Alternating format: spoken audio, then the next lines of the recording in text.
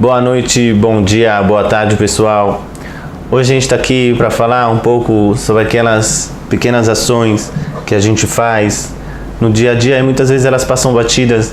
E para a gente entender qual é a magnitude dos nossos atos no plano espiritual. Muitas vezes isso se reflete no plano espiritual.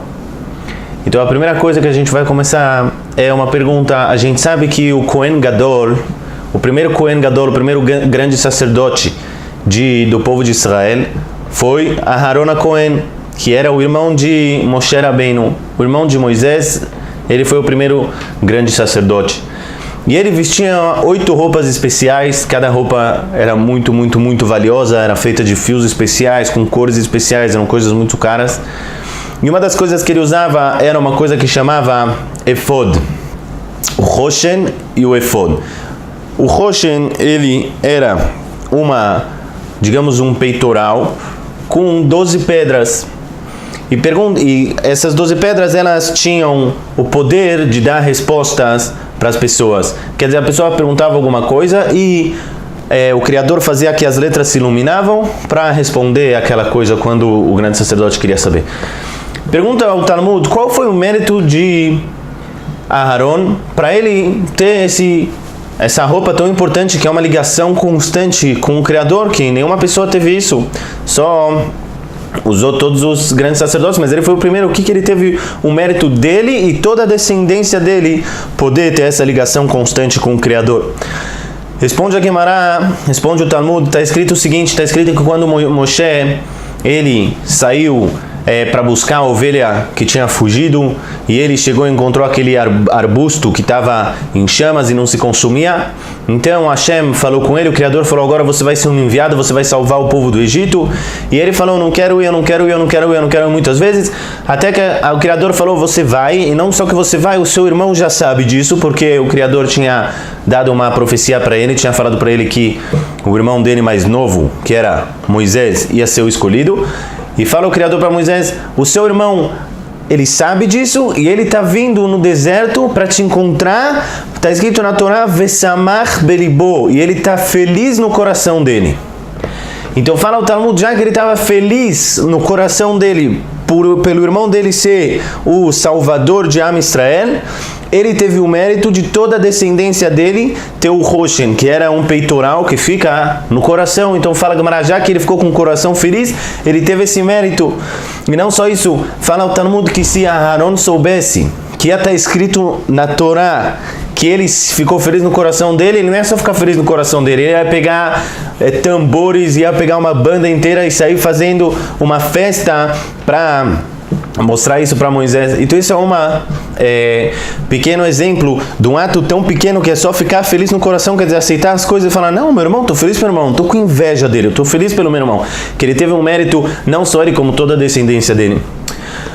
Um outro lugar que a gente vê é na nossa Parashá. A nossa Parashá, a gente sabe que tem a história de Lot. A história de Lot é que Lot, ele era o primo de Avraham Avinu. Ele entrou quando Hashem destruiu Sedoma e Gomorra. Então ele fugiu com as filhas dele e entraram numa caverna. As filhas dele pensavam que o mundo acabou e que eram as últimas 2 mulheres do mundo, e ele era o último homem do mundo.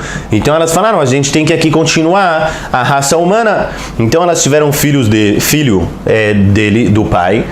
E fala a Torá, o nome de um era Amon, o outro era Moav. Fala a Gemara o seguinte: Amon quer dizer do meu povo. Essa é a tradução em hebraico. O nome do filho dele chamava do meu povo. Quer dizer, esse filho vem do meu povo porque eu e o meu pai. A outra filha, ela deu de Moav. Moav quer dizer do meu pai. Do meu pai, ela falou: o filho vem do meu pai. Assim ela chamou o filho dele do meu pai. Fala a nossa Parashá, nessa parte da Torá, o povo de Israel passou perto desses 2 povos, depois de muitos anos, claro. O povo de Israel, quando estava entrando na terra de Israel, ele passou perto desses 2 povos. Fala a Torá falou o seguinte, o Criador falou: quando vocês passarem perto de Amon, que falou do meu povo, vocês não vão nem guerrear com eles e nem escravizar eles. mas quando vocês passarem perto de Moab, dessa que falou do meu pai, vocês não podem fazer guerra com eles, mas pegar escravos vocês podem. Pergunta ao Talmud qual é a diferença, porque para um ele fala assim e para outro o Criador deixa a gente pegar escravos. E fala o Talmud por causa que a primeira, ela foi mais tsnuá, ela foi mais recatada no jeito que ela falou, ela deu o nome para o filho dela. Ela falou, é do meu povo, não do meu pai. Do meu pai é uma coisa meio feia, mesmo que elas tinham mesmo que elas tinham uma boa intenção quando elas queriam continuar a raça humana, mas é uma coisa meio feia as pessoas saberem que esse filho vem do meu pai. Então essa que falou do meu pai não é tão recatado. Então o Criador permitiu pegar escravos, mas aquela que falou do meu povo, ela fez um ato mais recatado.